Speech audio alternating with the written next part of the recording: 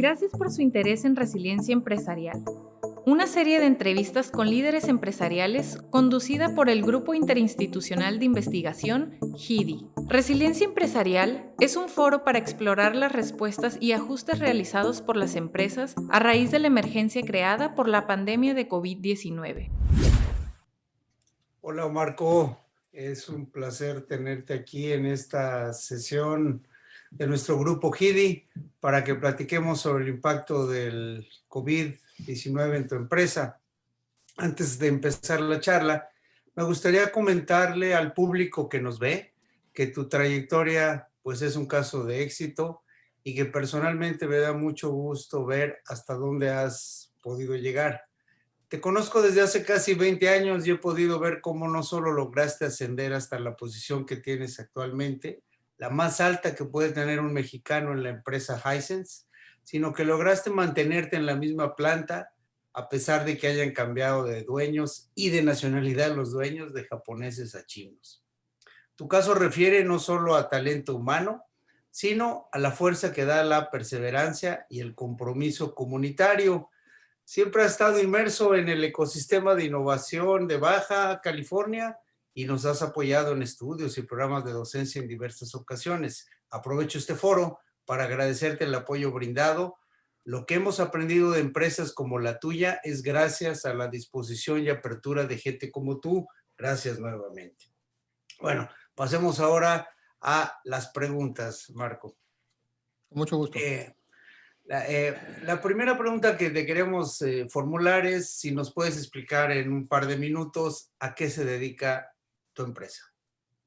Claro que sí. Mira, para empezar, Jorge, agradecerte mucho la oportunidad de compartir la experiencia personal y de la empresa que represento. Hisense es un conglomerado chino que tiene más de 50 años desarrollándose como una empresa de clase mundial. Desde hace 5 años incursionó en la instalación de una fábrica de televisiones aquí en México para poder surtir el mercado de Norteamérica. Y bueno, dio a suerte que había una coyuntura en donde la empresa en la que antes laboraba yo, de origen japonés, andaba buscando cerrar. Entonces hubo un proceso de adquisición por parte de Hisense en el que simplemente se hizo un cambio de acreedores, un cambio de accionistas y cambio de nombre. Entonces, en ese sentido, la empresa que se constituyó desde hace más de 25 años, en 1997, sigue oficialmente, legalmente sigue siendo la misma, ¿no? Y por fortuna de nosotros, como bien lo comentaste, pues seguimos fabricando televisiones, al igual que la empresa anterior, ¿no? Entonces estamos en una situación ideal, lo podríamos decir, en donde hemos podido capitalizar la experiencia de la empresa que dio origen a esta operación y hemos incursionado en adquirir, en adaptarnos a la cultura de trabajo de una empresa de origen chino. Muchas gracias. Muy bien. Oye, a raíz de la pandemia del COVID-19 y en términos generales, desde luego, ¿qué sucedió con el mercado al cual se dirigen los productos o servicios de Hisense? Fíjate que la coyuntura fue eh, muy curiosa, porque a principios del año pasado, antes de que empezara la pandemia, estábamos en un proceso de crecimiento, estábamos adquiriendo un compromiso muy importante con uno de nuestros clientes y empezando el año, quisimos demostrarle a nuestro cliente que teníamos la capacidad de poderle cumplir en tiempo y en hora. Entonces adquirimos un compromiso muy fuerte, el cual pudimos lograr antes de la pandemia, pero curiosamente, la pandemia lo que vino a hacer al mercado de las televisiones, en particular en Norteamérica, con el hecho de que la gran mayoría de las personas estaban pues en cuarentena, las ventas se duplicaron. El año pasado que cerramos, nuestras expectativas de ventas básicamente se duplicaron para básicamente el tercer cuarto del año. Este año obviamente no hay un crecimiento tan fuerte, pero también estamos estimando un crecimiento de aproximadamente un 20% en comparación a lo que se dio el año de 2020. Ah, excelente. Eso está relacionado de alguna manera con la escasez de los microchips, ¿no? De los semiconductores. Sí, yo creo que el tema de las comunicaciones, el hecho de estar todos encerrados en nuestras casas, dio a pauta a que las tecnologías de comunicación tuvieran un auge y en ese sentido, pues las televisiones pues, forman parte de este clúster de equipos de comunicación, ¿no? Excelente. Eh, ¿Qué tipo de afectaciones tuvo la cadena de suministro en la en cual se inserta la empresa, considerando tanto proveedores de insumos como de servicios? Bien, pues yo creo que el tema de la pandemia hizo, obviamente todos lo vimos, que las gentes vulnerables, nuestros colaboradores vulnerables, pues se tuvieran que retirar a sus casas. Y en ese sentido, la cadena de suministros también fue afectada. También dentro de la cadena de suministros, tanto de insumos como de producto terminado, pues también hubo personal, choferes, que por su salud, por su condición de salud, tuvieron que irse a sus casas y eso hizo, si aparte le sumas el hecho de que duplicamos nuestra producción, y no somos los únicos, yo creo que en general muchas industrias relacionadas con las comunicaciones tuvieron un auge. Entonces, hubo una alta demanda de servicios de logística y estos no fueron suficientes. Entonces, sí hubo una afectación ahí en los tiempos de entrega, como en los tiempos tanto de la entrada de los suministros desde Asia, como el suministro de nuestros productos terminados al mercado de Norteamérica. Pero ¿cómo resolvieron esta, digamos, tensión entre aumento de la demanda del producto y este problema de suministro? ¿Cómo lo resolvieron? Obviamente tuvimos que adaptarnos a las limitantes que la logística nos ofrecía. En el caso particular de los suministros de Asia, que 98% de ellos se hacen a través del puerto de Ensenada, pues tuvimos que acercarnos con el puerto de Ensenada. En su momento, el administrador de la aduana fue muy gentil en autorizar lo que se le llaman ahorita horas extraordinarias, ¿no? En el entendido de que el personal que labora en la aduana de Ensenada solamente cuenta con 2 turnos, no hay un tercer turno, entonces hubo mucha disposición por parte del equipo y los colaboradores de la aduana en otorgarnos estas horas extraordinarias de labor para poder sacar nuestras mercancías de ese puerto. Y no somos los únicos, fue una gestión que se hizo, un gesto que hizo la administración a nivel general a todos los clientes que ellos tienen, ¿no? Y por otro lado, nosotros tuvimos que buscar alternativas para ampliar nuestra cadena de suministro de producto terminado. Eh, Normalmente contábamos solamente con 2 proveedores, aumentamos a 7. Este año estamos manteniendo esta diversidad de proveedores de transporte, precisamente porque aún todavía la pandemia sigue afectando la capacidad que tienen nuestros actuales o originales eh, colaboradores de la cadena de suministro para el envío de nuestros productos terminados. Hemos también tenido que ampliar almacenes, servicios de 3PL y un control mucho más estricto sobre los envíos y la naturaleza de cumplir con los tiempos que nos piden nuestros clientes. Ok. Este, eh, Reddick, Sí, muchas gracias. Y muchas gracias también a ti, Marco, por esta oportunidad. Jorge, te hablaba en la última pregunta sobre la cadena de suministro, cómo hicieron o qué problemas tuvieron, cómo hicieron para adaptarse, pero adelantabas en tu respuesta que los trabajadores más vulnerables se habían ido a la casa. Entonces, quiero hacerte la misma pregunta de Jorge, pero internamente. Además de mandar a sus casas a los trabajadores vulnerables, ¿qué otras medidas tomaron para tratar de adaptar los procesos internos a la situación de emergencia que se daba? Teniendo en cuenta esto que dices de que se aumentó la producción, porque además, como la gente casi todos estaban en su casa, aumentó la demanda de televisores, ¿no? Correcto. Mira, no sé si sea la palabra correcta, pero afortunadamente, siendo una empresa china, nuestras fábricas en China fueron los primeros que sufrieron los efectos de la pandemia. Entonces, durante el primer mes del año, en enero, ya había un manual de operaciones para atender el tema de la pandemia. que se nos compartió desde febrero, se tradujo al español, se adaptó a las condiciones particulares de México. Y entonces en marzo, a principios de marzo, nosotros ya estábamos implementando este manual, este procedimiento para atender la pandemia. Se empezó a implementar, inclusive creo que fuimos de las primeras empresas que tuvimos una entrevista con la Secretaría de Salud, el secretario del Trabajo y el mismo gobernador, donde empezamos a compartir nuestras medidas de prevención, que ya las conocemos, empezamos a usar mascarillas desde principios de marzo. Recordemos que la pandemia realmente aquí a Baja California llegó a finales del mes de marzo. Entonces nosotros tuvimos un par de semanas en las que pudimos anticiparnos y empezar a implementar estas medidas, y eso nos permitió mantener la operación. Nosotros no tuvimos que mandar durante el inicio de la pandemia a nadie a su casa, a no ser que realmente tuviese un problema de salud, ¿no?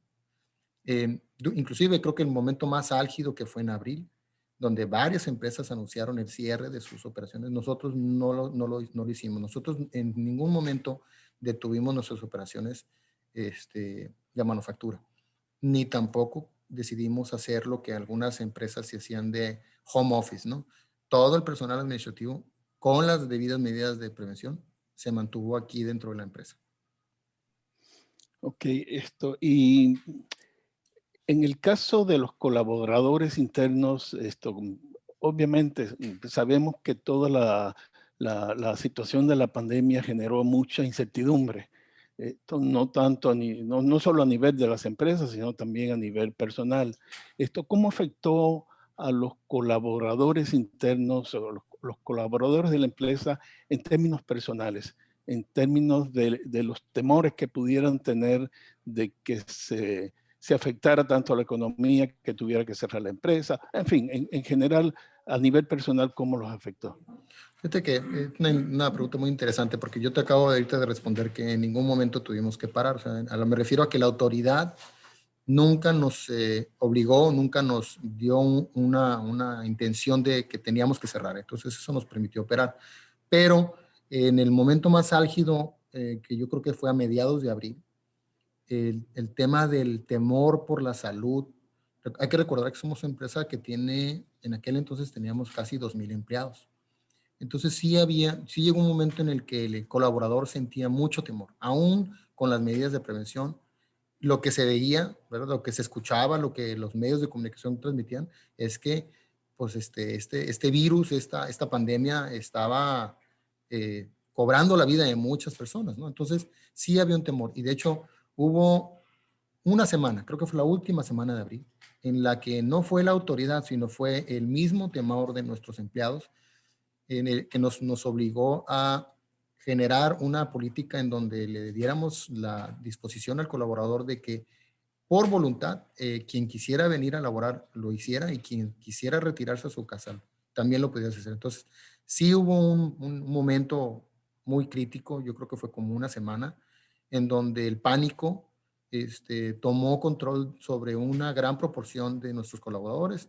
Creo que la estrategia que tomamos fue la adecuada, porque al paso del tiempo, los colaboradores se dieron cuenta que esta crisis no solamente era una crisis de salud, sino que venía acompañada de una crisis económica. Y fue cuando se dieron cuenta que alguien de su familia tenía que salir hacia adelante, y que no íbamos a poder detenernos solamente resguardarnos en nuestras casas. Entonces, poco a poco el colaborador regresó a la normalidad, y yo creo que eso les llevó a lo mejor un mes y medio, hasta que pudimos realmente ver que la primer ola de la pandemia se empezó a normalizar. Sí, Marco, por lo que entiendo, a ustedes no fueron considerados actividades no esenciales, es decir, que tuvieron que ser cerradas, digamos, a raíz de la declaratoria de emergencia sanitaria, el del 30 de marzo del año pasado. Sin embargo, no fue la única medida, fue la más importante, obviamente, pero no fue la única medida gubernamental. En general, ¿cómo los afectó a ustedes las distintas disposiciones gubernamentales en términos de esta contingencia? Obvio, tuvimos que hacer cambios y ajustes tanto en la entrada de los empleados como en la salida para evitar aglomeraciones. Tuvimos que cambiar los sistemas de control de acceso, evitando que el colaborador tocara equipos. Se les proporcionaron todos los equipos de protección, cubrebocas, guantes, caretas. Se hicieron filtros de temperatura, donde tuvimos que generar un equipo de aproximadamente 40 colaboradores que en todo momento estaban monitoreando que los empleados estuvieran haciendo uso correcto de las medidas, que se estuviera haciendo la capacitación permanente a través de todos los medios que tenemos, ya sea digitales o impresos, y estar auditando precisamente que cualquier colaborador que no se atienda a estas regulaciones, pues fuese sancionado o llamado a la atención, ¿no? Tuvimos algunos casos en los que tuvimos que recurrir al despido porque los colaboradores no estaban siguiendo las reglas al 100%, ¿no? Eventualmente, tuvimos inclusive auditorías a través de live stream por parte de nuestro corporativo. El corporativo estaba muy preocupado porque, obvio, la información que ellos recibían por parte del continente americano, de México, de Norteamérica, era muy preocupante. Entonces, a ellos, independientemente que nosotros estábamos reportando todas las medidas que estábamos haciendo, ellos desarrollaban de manera sorpresiva, semanalmente, a veces 2 veces a la semana, auditorías a través de un teléfono celular para asegurarse que las medidas se estuvieran cumpliendo. Esto, claro está que nos afectó en nuestra capacidad de producción. Tuvimos unas mermas, yo creo que tuvimos que al principio bajar al 50% y poco a poco ir subiendo nuestra capacidad de producción, que nunca rebasó del 80-85%, precisamente porque había ciertas medidas de salud que inhibían o que nos quitaban tiempo valioso de nuestra operación, pero que era necesario hacerlo y que creo que fue lo que nos permitió, en dado caso, continuar operando todo el año. Sí, gracias, Marco. Para que quede claro, esta medida que estás apuntando ahora fueron derivadas de las disposiciones gubernamentales. Yo te había entendido que ustedes se habían adelantado en parte a estas medidas, o fueron medidas más bien dictadas por consideraciones internas. Yo creo que fue la mezcla. Nosotros teníamos como bien lo dices, teníamos un manual de procedimientos. El manual indicaba ciertas medidas, pero por ejemplo, te doy un ejemplo. El uso de guantes no lo manejaba el manual. Sin embargo, cuando se hacían las auditorías por parte del corporativo, era muy evidente por la misma calidez con la que el mexicano se lleva, que el saludo de mano, ya sea con el puño, ya sea con el codo, se mantenía. Y para el staff chino del corporativo, ese tipo de acciones no estaban acordes con el manual.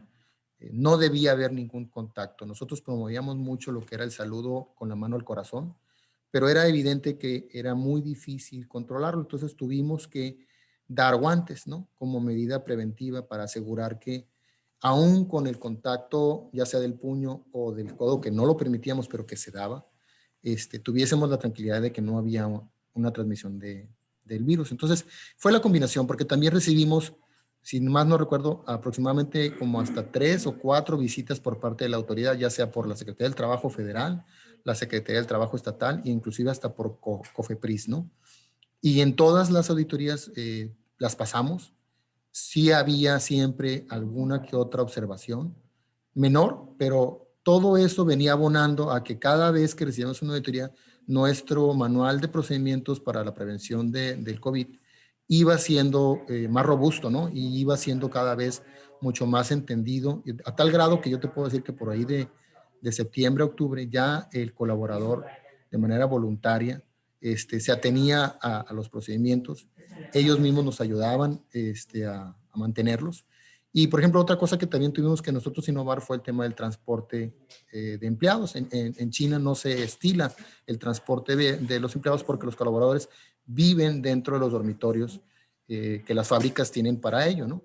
En nuestro caso no es así. Entonces, sí tuvo que haber algunas innovaciones, una colaboración con nuestros proveedores de transporte, de servicio de transporte, y con la autoridad laboral para establecer una regla que fuera satisfactoria tanto para la autoridad laboral como para nuestros colaboradores, ¿no? Sí, muchas gracias, Jorge. Marco, antes de redondear y finalizar este segmento, un poco para que el público y todos tengamos mayor claridad, lo que estoy entendiendo a partir de tu plática es que la demanda por los televisores fue constante desde que empezó la pandemia. Hubo problemas de suministro derivados de que muchos de los componentes vienen de Asia, particularmente de China, y bueno, había un problema independientemente de que hubo una apertura, digamos, al diálogo y a las acciones propositivas de parte de las aduana portuaria. Pero mencionas al mismo tiempo que hubo una semana crítica de pánico, que 50% bajó la producción, que no hubo home office. Entonces, como que por lo menos yo me gustaría tener más claro digamos, el tiempo, el periodo en el cual fue muy difícil esta situación. Este 50% bajó la producción significó que la gente se quedó, no se quedó en la planta. Habíamos escuchado en todos lados de que hubo algunas personas con home office, al principio mencionaste que no. Entonces, un poco para tener más claro este punto difícil, digamos, o más crítico que hubo ahí en Claro. Sí, el punto álgido en nuestro caso particular fue a mediados de abril y duró una semana y media. Recordemos que la autoridad laboral declaró, creo que fue el 1 de mayo, que ya se podían regresar a las operaciones de aquellas empresas esenciales, ¿no? Que en ningún momento las cerró las esenciales, pero sí había un constante monitoreo y obviamente los colaboradores hacían uso de las redes sociales para precisamente transmitir su preocupación, su temor, ¿no? De permanecer operando, ¿no? Porque el tema de la esencialidad realmente fue muy crítico. Definir la esencialidad, pues es relativo, ¿no? O sea, yo como vicepresidente de la empresa te puedo decir que la esencialidad la veíamos desde la perspectiva de nuestros clientes, que nuestros clientes nos pedían que por favor cumpliéramos con los tiempos de entrega, porque seguramente ellos veían la demanda que había de este producto. Pero si tú le preguntabas al colaborador, ellos te decían, pues, ¿por qué tiene que ser esencial una fábrica que hace televisiones, no? Y lo entiendo, lo comprendo completamente. Entonces, esta crisis fue real y por eso es que fue muy clave para nosotros dejarlo a la decisión del colaborador. Se le explicó al colaborador, desde el principio hicimos muchos videos, acudimos mucho a usar de manera activa las redes sociales, algo que no hacíamos, te soy sincero, antes.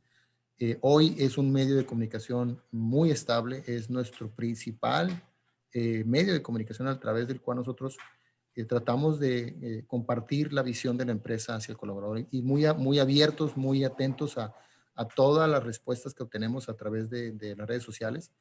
Estamos siempre constantemente tratando de transmitir nuestro sentir. Entonces nosotros del inicio hicimos mucho énfasis hacia el colaborador de que esta era una crisis de salud y económica y que no se podían separar. Entonces esta constante visión de la empresa compartida al colaborador creo que fue lo que eventualmente a través, yo creo que de 15, a lo mejor 20 días, hizo que pudiésemos regresar a la normalidad y que el colaborador entendiera que mientras se siguieran estrictamente las medidas de seguridad, no había ningún riesgo. Inclusive, el riesgo iba a poder ser mitigado porque mientras el colaborador se mantenía activo económicamente, o sea, laborando, la empresa iba a tener los recursos para poderle asistir en momentos de crisis, ¿no? Entonces, esto creo que fue bien entendido por el colaborador y afortunadamente pudimos afrontar una crisis que no pasó más de un par de semanas, ¿no? Excelente. Bueno, para redondear ahora sí, ¿cuál es el balance a la fecha, las principales lecciones aprendidas, los cambios previstos y las perspectivas de negocio? Mira, yo creo que de todo lo que hemos hecho, si algo hemos aprendido en temas precisamente de la pandemia, yo creo que el uso del cubrebocas en todo momento es esencial. Nosotros podemos decir con mucho orgullo que no tenemos ni un colaborador que haya perdido la vida. No tuvimos ni un colaborador que haya tenido que tener un equipo de respiración, o sea, que se haya ido a emergencias. Sí tuvimos colaboradores que cayeron en resguardo domiciliario, pero yo creo que mucho de este resultado, lo que arroja el resultado final es que el uso del cubrebocas de manera disciplinada funciona. Todo lo demás, el gel, el guante, la careta, no sé. Te soy sincero, no soy experto, pero yo creo que todo esto ha traído una cultura de salud muy favorable. Creo que el colaborador entiende lo importante que es cuidar su salud. Anteriormente a la pandemia, y creo que durante la pandemia, uno de los temas que siempre hemos atendido aquí en la empresa de manera regular es el tema de los accidentes de trabajo, ¿no? Que tú los conoces precisamente, Jorge. Y el tema de los accidentes de trabajo es un tema de colaboración. Tanto es la responsabilidad de la empresa de proporcionar un ambiente sano, como es responsabilidad del colaborador cuidar de su salud. Entonces, creo que esto nos ha abonado, porque hoy más que nunca el colaborador es consciente de que no puede poner su salud en riesgo, aunque la empresa se lo solicite o aunque su supervisor se lo esté obligando, ¿no? Le esté insistiendo. Entonces, esto ha traído un ambiente más sano. Ahora, con la norma 035, pues también la aplicación de la norma 035 creo que nos ha permitido que el colaborador esté más sensibilizado y entienda con mucha más claridad el sentido y el porqué de esta norma 035 que cuando se lo dices a primera instancia, no lo logra entender, ¿no? Pareciera que era algo extraño. Hoy en día creo que esto se ha traducido en algo mucho más regular, mucho más común para ellos. Claro. Muchas gracias. ¿Y cómo ves al futuro el negocio ahí en Hisense? Mira, nosotros ahorita estamos creciendo, continuamos creciendo tanto en la división que me toca a mí dirigir, que es la división de televisiones, pero hoy en día estamos abriendo una fábrica en Monterrey para la línea blanca.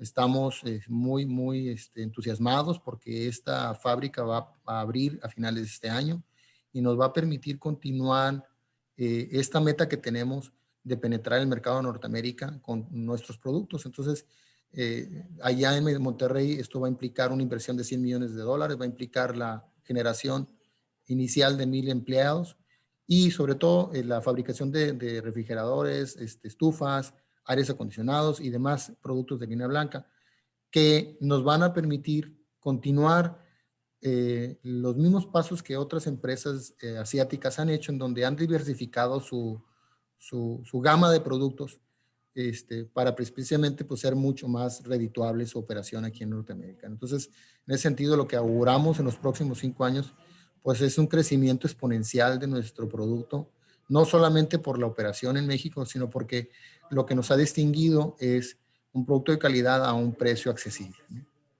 Excelente. Y no tienes, para terminar nada más, digamos, todas las reformas que están habiendo en México, no solo laboral, son varias. ¿Esto de alguna manera acompaña este crecimiento? ¿Puede afectarlo, lo retrasa? ¿O cómo ves tú estos cambios, digamos? Porque hay... Es decir, veíamos nos hablas de un gran dinamismo tanto para Norteamérica como en China. Entonces, ¿qué pasa con México, ¿no? Con estas nuevas relaciones? Mira, yo creo que lo ideal, el ambiente ideal para un crecimiento económico, para el crecimiento de la inversión extranjera sería que hubiese un estado de regulación muy transparente y muy fácil de entender. Desde el hecho de que se hizo un nuevo Tratado de Libre Comercio, ¿no? El WMTA, genera incertidumbre porque no se sabía hace un par de años cuál iba a ser el grado, cuáles iban a ser las nuevas reformas, cuál iba a ser las condiciones por las cuales se iba a poder operar este nuevo tratado. Entonces, todo eso ha generado incertidumbre. El hecho de la administración del expresidente Bush, pues también generó mucha crisis, ¿no? Claro. Y no es la excepción en México. Yo creo que México también está involucrado en este proceso de transformación y de cambio.